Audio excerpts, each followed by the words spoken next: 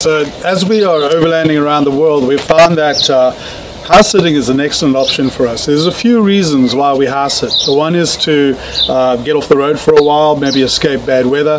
The other is to do projects and get some work done. And the other is to plan for the road forward. But also it gives us an opportunity to live in a different area and see a different way of living.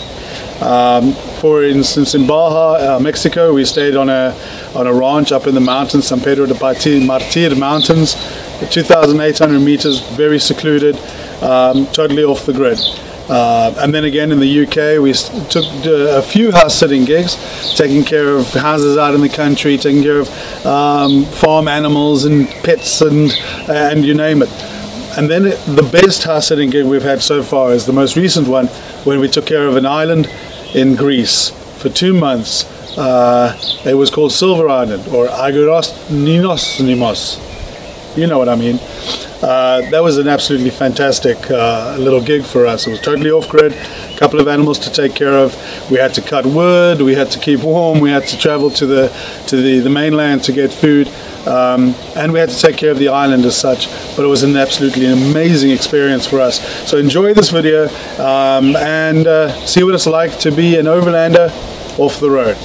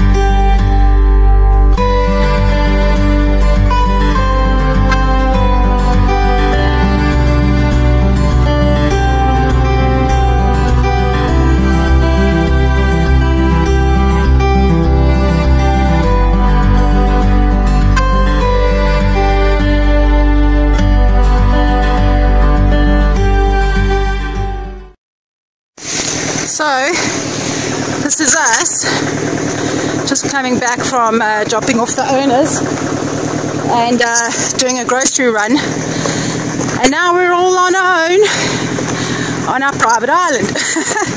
Now I know that sounds very exciting, but we just took a boat ride and it was pretty hectic, but we made it, and the guys hopefully gonna get back safe again. The sea doesn't look rough at all, but it is.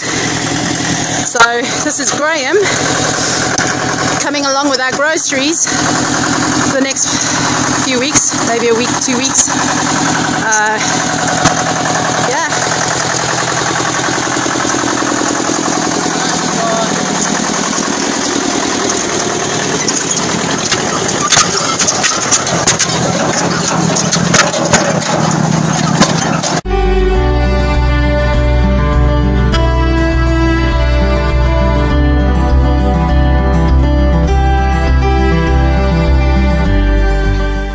Keelan and I are on the hunt for a loud noise. Hey Keelan. Yep. We were sitting in the house talking strategy with Louisa, and we saw here this loud booming, boom, boom, boom. Sounded like carpet bombing. And you're like, who's going to carpet bomb Greece, right? Who would want to do that? Who would want to do such a thing?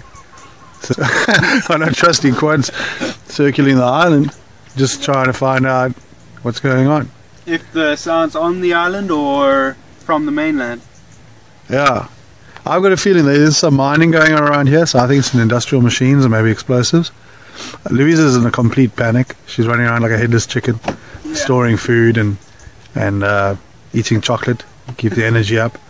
So we'll report back if we know what it is. Hopefully it's not an earthquake. Ciao.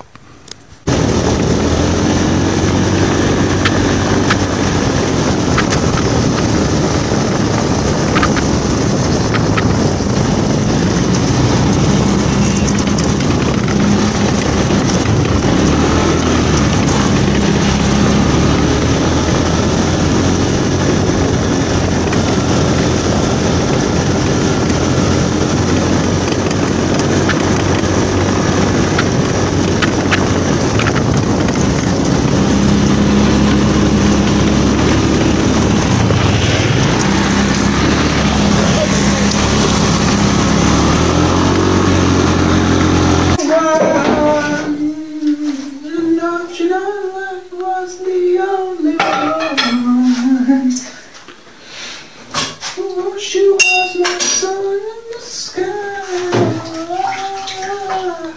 She was my soul one.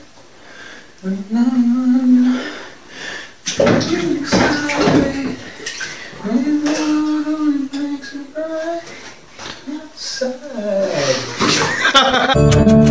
So this is what happens when you've been overlanding for living in a group. The family became packers. They all have to sleep together. Look at that. Because we were in the tent for so long. We were always huddled up. Now, every chance they get, look at this. Hello everyone.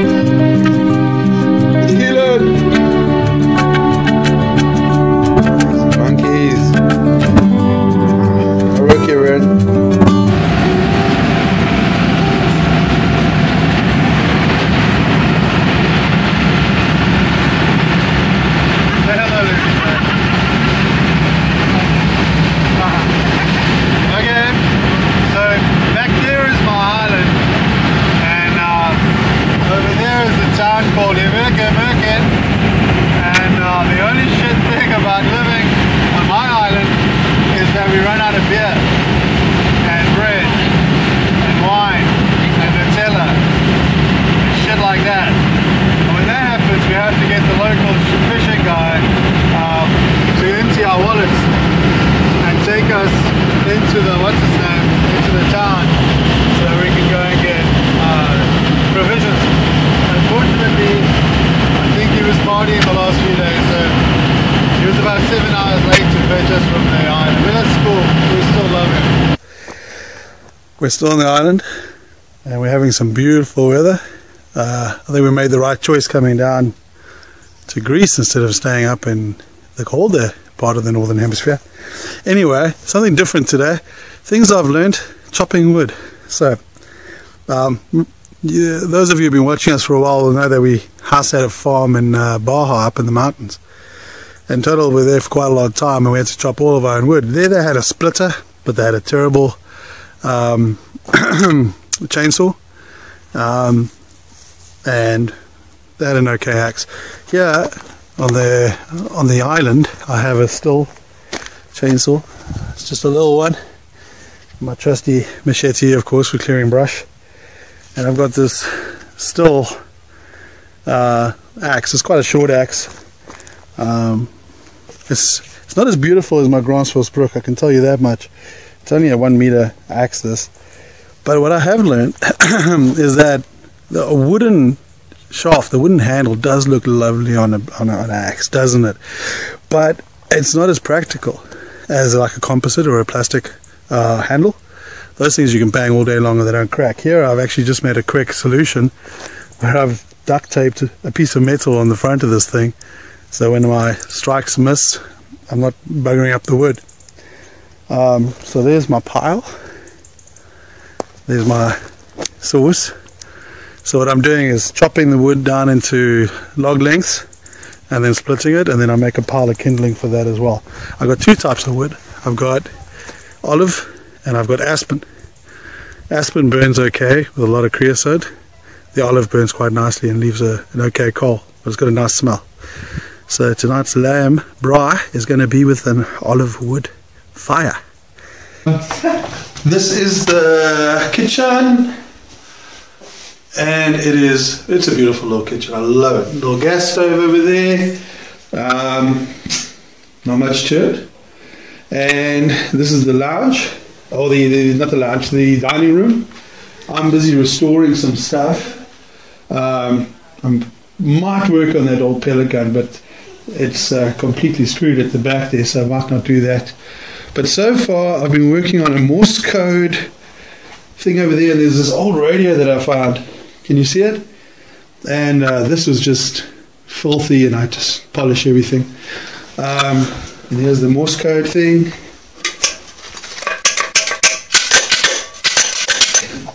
Watch your head, people. There's my beautiful family. Look, they haven't moved. Hello. What's new? Excuse me, you haven't moved. Where Louisa and I sleep. You're not showing them my bedroom. You haven't even made your bed. I had made the bed. The bed's made. Don't show them. And then there's Jessica's room. It's a mess. Oh, please. And there's some nice artwork. The owner of the place, Lisa, she has a fine art degree and she does all the decor and stuff. She's really beautiful. You're not showing them my room. Why is your room a mess? You do not want it. No, it's just off limits. That's the one bathroom. Oh, it's not that bad. And another bathroom. And then another bathroom. So this is how we eat lunch most days. Hello everyone. So we had a braai last night, and the leftover meat we just chop up and fry up, and you have it on toast. And then you have cornbread, and then because one of you ate leftover meat and had more than your share, there wasn't enough and we had to make tuna mayo. This is how we eat. Why do we eat like this, Blue? Because we're too lazy to sit down. Well, no, when we first got here, the weather was nice, wasn't it? Beautiful. And it was warm and we could sit there. And it was nice. It's too cold. So now we just have standing lunches. Who am I looking at? I'm standing dinners. I'm looking at no one. Yes. So now we just... Are you quiet today? You're so quiet today. Why are you so quiet? I'm cold. Oh, good baby. Give you cuddles. Oh, you guys are wearing matching jackets.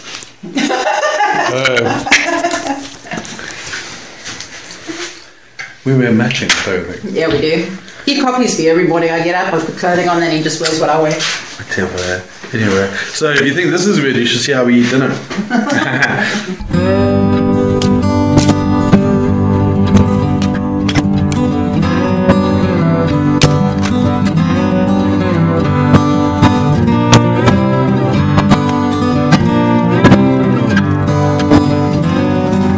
How to make a fire starter out of simply using old tea bags and diesel.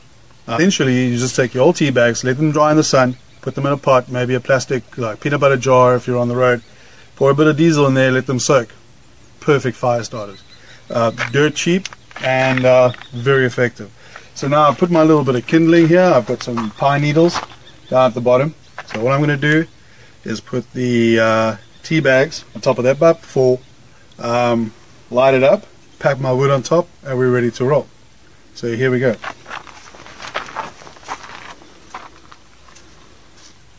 The diesel gets stuck on your fingers, obviously, and anyone who's ever worked with diesel will know that you have to wash it off. You can't just wipe it off. It's like it's oily residue that stays on your fingers, and if you put your hand to your mouth, you get a mouthful of diesel flavor. So now I'm just going to light up these pine cones here, pine needles.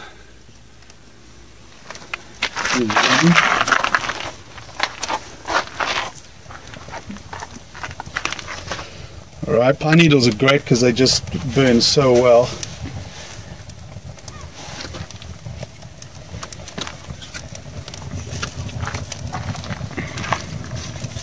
And now I'm going to lay my wood on top of it, and just because I got that kindling at the bottom, because I have that kindling at the bottom, I don't have to worry too much about it. I don't have to have very thin logs at the bottom. So I actually put some thick stuff. Ooh, nice and hot. Over here.